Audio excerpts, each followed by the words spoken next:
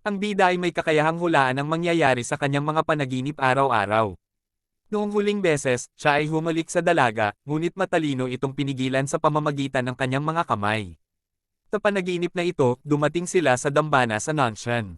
Nagpakita si Zinay ng masamang ekspresyon na nagdulot ng masamang kutob sa bida. Tulad ng inaasahan, ng gabi na, nagsimula na namang bigyan ng benepisyo ng tatlong magkakapatid si Zinay.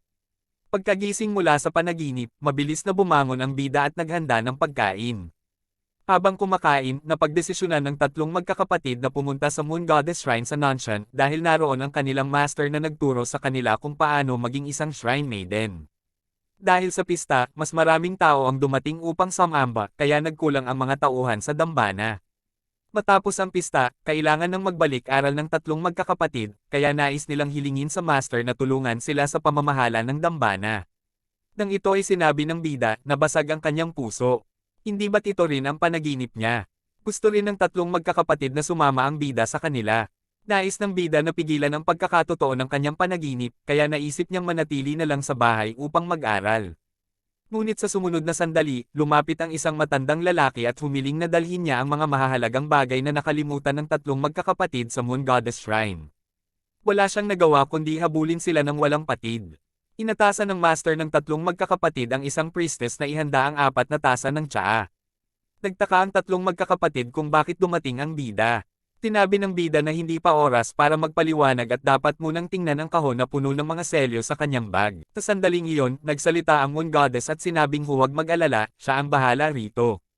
Pagkatapos ng kanyang mga salita, bigla siyang nagpakawala ng kakaibang aura at diretsyong binuksan ang kahon. Dito lang naunawaan ng bida na naisahan siya. Habang kumakain, ipinakilala ng Moon Goddess ang dambana na may mahabang kasaysayan. Ang liwanag ng buwan ang nagbibigay liwanag sa kadiliman at maaari ring magsilbing gabay para sa mga alalahanin ng mga tao. Ayon sa kwento, kapag ang malaking buong buwan ay nasa kalangitan, ang paglalakad sa bahaghari na sininagan ng buwan ay maaaring makatupad ng iyong pangarap. Tinamantala ng tatlong magkakapatid ang pagkakataon at hiningi ang tulong ng master sa pamamahala ng kanilang dambana, ngunit mabilis na binago ng Moon Goddess ang usapan. Tinabi niya na may nabook na hot spring hotel para sa lahat upang mag-relax. Matatag ang loob ng bida at nagpasya siyang umuwi upang magpatuloy sa pag-aaral. Sa kanyang paglalakbay, nakita niya ang isang grupo ng mga priestess na sumasamba sa mga Diyos, salamat sa gabay ng Moon Goddess. Nag-uusap at nagkakatawanan sila ng masigla. Napansin ng bida na sa tuwing may tinatalakay, binabago ng Moon Goddess ang paksa, kaya tinanong niya kung bakit. Tapat na sinabi ng Moon Goddess na ayaw niyang makialam dahil sa mabigat na pasan ng tatlong magkakapatid at hindi siya makapagdesisyon kung magpapatuloy pa ba siya para sa dambana sa hinaharap. Si Xiaoji at Zinai ay kailangang maghanda para sa malaking pagsusulit, at si Xiaoyi naman ay dapat mag-isip tungkol sa kanyang kinabukasan matapos magtapos sa unibersidad. Hindi lang dapat pagiging priestess ang buhay. Matapos ang mga salitang iyon, papaalis na sana ang Moon God, ngunit pinigilan siya ni Shinai at sinabing handa siyang magsakripisyo para sa kanyang pamilya at sa mga mananampalataya. Tinabi ng Moon God kay Shinai na si Guang ang responsable. Napatulala sina Xiaoji at Xiaoye. Nais ng bida na ipagtanggol ang tatlong magkakapatid, ngunit sinermonan siya ng Moon God. Ang kanyang posisyon ay may kinalaman sa patuloy na pag-iral ng Ganshen Shrine.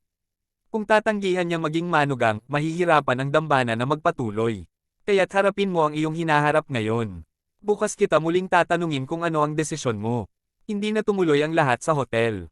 Nagpaiwan si Xiaoye. Hindi naman balak ng bida na ipagpatuloy ang dambana. Nang pauwi na siya sa paaralan, bigla na lang bumagsak si Zinai at ipinakita ang parehong ekspresyon mula sa panaginip. Nanghina siya, at kailangan ng kaunting comfort mula sa kanyang kapatid. Ngunit wala na si Xiaoyi. Ginamit ni Xiaoji ang dahilan ng paghahanap kay Xiaoyi upang magpatakbo ng marathon mode, iniwan ng bida sa hangin. Tinabi ni Zinai na huwag siyang alalahanin, ngunit hindi kayang iwan ng bida si Zinai nang nag-iisa, kaya bumili siya ng kape upang pasiglahin ito. Hindi inaasahan, masama ang loob ni Zinai at tumangging uminom ng kape. Kaya't bumili ang bida ng red bean soup. Dahil nakikita niyang masyado ng malungkot si Zinai, agad niyang inaliw ito. Bagamat walang malinaw na sagot ang tatlong magkakapatid tungkol sa kanilang desisyon, hindi kanais-nais ang asal ng Moon Goddess na huwag payagan ang kanyang mga disipulo sa dambana. Nang bumalik ang bida upang bumili ng red bean soup, nakita niya ang Moon Goddess na palihim na nagmamasid kay Zinai. Nag-alala siya na baka makita siya ng bida. Pinilit niyang itinatago ito, ngunit bigla na lang tumakbo si Zinai. Inanap ng bida ang bawat sulok ng dambana at natagpuan siya sa harap ng talon. Mukhang nais ni Zinai na gamitin ang talon upang magpahinga at patatagin ang kanyang kalooban. Gustong pigilan ng bida si Zinai ngunit aksidenteng nahawakan ang vortex card. Hindi agad naglaho si Zinai. Tinabi ng bida na wala siyang kredito. Nagtrabaho rin siya ng husto, ngunit sinisi siya ni Zinai sa pakikialam at pagpapabiye sa kanyang pag-aaral upang alalahanin sila. Huwag mong isipin na makakontento ka sa isang maliit na ambag sa dambana. Isa ka lamang magandang nilalang.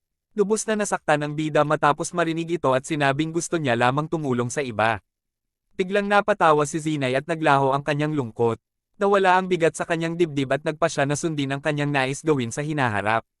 Ngunit hindi niya alam na ang lahat ng nangyari ngayong araw ay nakaplano ng matandang lalaki.